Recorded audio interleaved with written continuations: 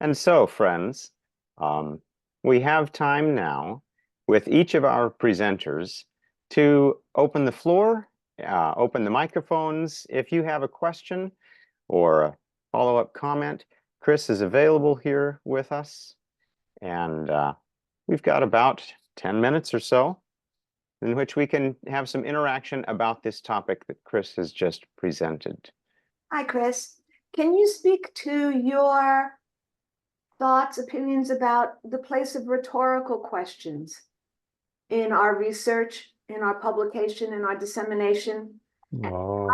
God's purposes in asking rhetorical questions, and whether and when we might do the same? I'm probably going to touch on that in my talk tomorrow, because rhetorical questions, the questions we ask ourselves, are so important, especially during, in my view, during the analysis phase when we're transforming things. And the ability to follow a given question and then realize that there's a better question. I think that's really so valuable. I've come to believe that asking the right question, or asking a good question, asking a better question, is really valuable. Do I see that in the Bible? I'll have to think about that. Not sure. I'm hoping that as hands are raised, they appear in my screen in order. So Larry They Kraft do. looks like he's the next one up. Larry? They do, Dan. That's the way Zoom works. Larry. Chris, looking at your list of surveys, I didn't see Nehemiah. No, it wasn't a comprehensive list of surveys, Larry, and I must apologize. Nehemiah's probably one of your favorites. He's certainly a very important example for us in information work in many ways, and will figure prominently in the book. I think he's one of the there's about 4 chapters where I'll do a case. I'm planning to do a case study in the Bible, and Nehemiah will be one of those. Okay, thanks.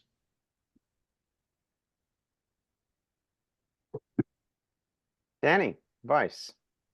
Hey, Chris, thanks so much for that.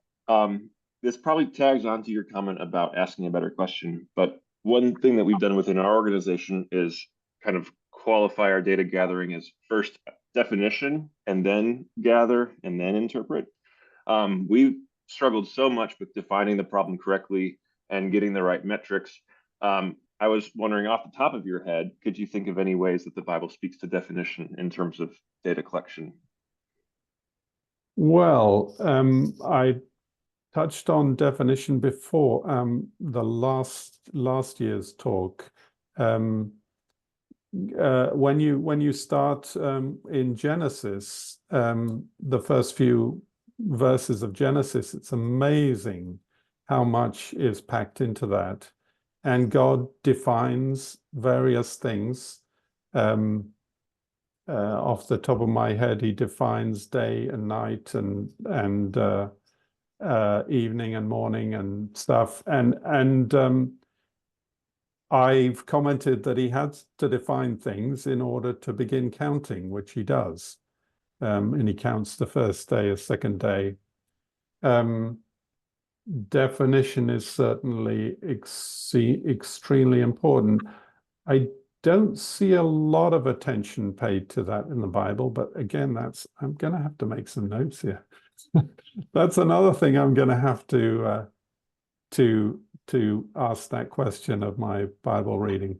I said I want to bring the Bible closer to information work, and information work closer to the Bible. And for me, it's a question of looking in both directions. So I'll look a bit more carefully about definition, I think. Excellent, Danny. Thank you. Agustin Longa.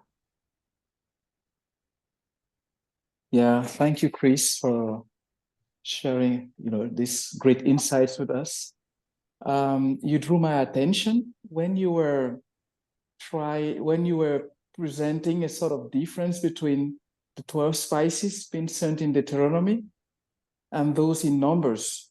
You mentioned in Deuteronomy, it was a sort of initiative from Moses and from the people, a request from the people, and that in Numbers was from God. And we see how the results were different. It scares me a bit because 2 Samuel 23 mentions that David did a census and he had to repent for that. At what time is going into data survey contradict with faith? Have you done some observations on that? And what can you say? I haven't formulated that. At what time does going into data contradict with faith? That's a good way to put the question. What I have been planning to do in the theology is look at the relationship in the Bible between mind and spirit, and see that God values both following the spirit and using our minds. Just off the top of my head, for instance, Paul, when talking about speaking in tongues, says, I will pray with my spirit and I will pray with my mind. And as if the two complement each other. I have considered also that we can make a real shipwreck of things if we do not exercise faith at every stage in our information work. I think that's extremely valuable, but I haven't quite contrasted this faith and data. I don't think there is a contrast. I think the two can go hand in hand, but I would need to think that through further. Augustine, thank you. John Mayer. Hey, Chris, you and I have talked about this before, but I just want to bring up Nehemiah again. He does a covert operation at night, and that brings to me a important point about we gather the information and then we put it in the right form and we try to get in the right hands, but the timing of it, I think, is equally as important, when we distribute it. Because if we distribute it too early, it may not be effective. The enemy might use it against us, or it may not have the same impact. So I just want to talk about the timing and kind of a covert op he did. Indeed, and my memory of Nehemiah is that he specifically notes that he had not told anybody about what he had come to do. Now, presumably they knew that he'd been appointed as governor by the king, but they did not know that he intended to rebuild the walls of Jerusalem. And he wanted to make sure that he understood more about the task in hand before he spoke it. And indeed, there's an important point that we need at times to be well equipped with the understanding of what we're proposing in quite some depth before we even raise the idea of that to other people. There can be maybe other times, other places for doing things a different way, but that's true, John. Ana. Temos desafio enorme no Amazonas. We have Nós a challenge estamos in Amazon realizando area. uma A pesquisa no survey that Amazonas. we are doing in the area of Amazon. O Chris me fez pensar sobre onde nós estamos e o que podemos fazer. O We are nosso asking the question desafio no where we Amazonas are and what tem we can sido do. gigante. Me faz lembrar de Moisés, quando ainda eles estavam saindo, né, da terra lá do... saindo do Egito, e em algum momento que Jetro, né, o seu sogro, falou: Moisés, você está com muitas demandas.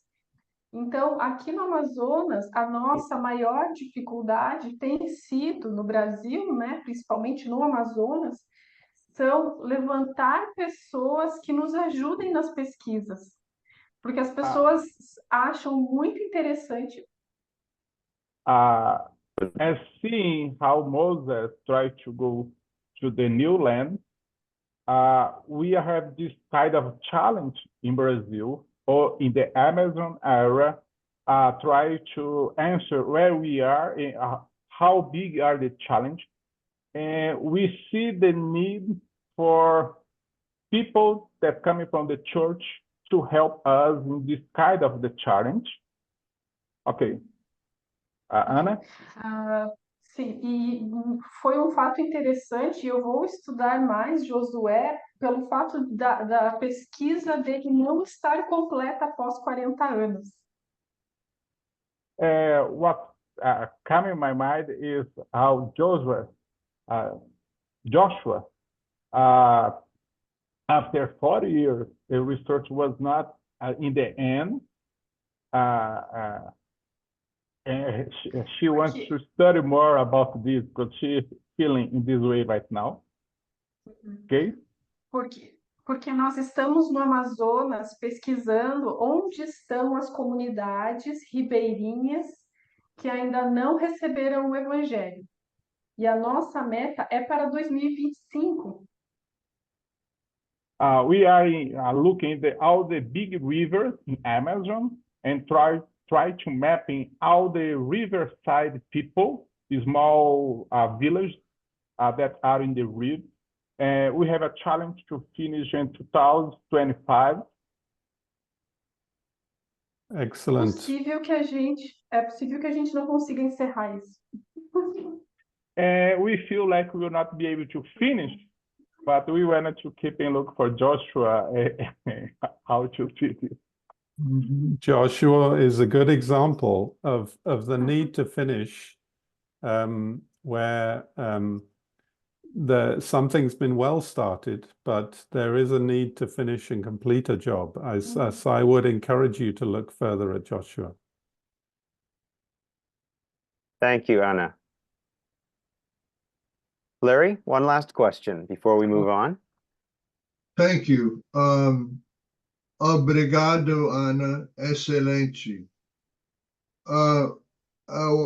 Chris, I would like to say I've looked at research often, like inductive study. You said gather, analyze, and publish. I say gather is observation, interpretation is analysis, and then application is what do you do with it. Many people publish data as raw data, don't get to the point of what you're supposed to do with it. How do I apply it to my ministry? That should be part of the publication step. So many leaders say, oh, really interesting, and don't do a thing about it. Right, thank you. Yes, I think I could add, do something about it at the end. Yes, certainly. Very good. Thank you, Larry. And thank you, Chris.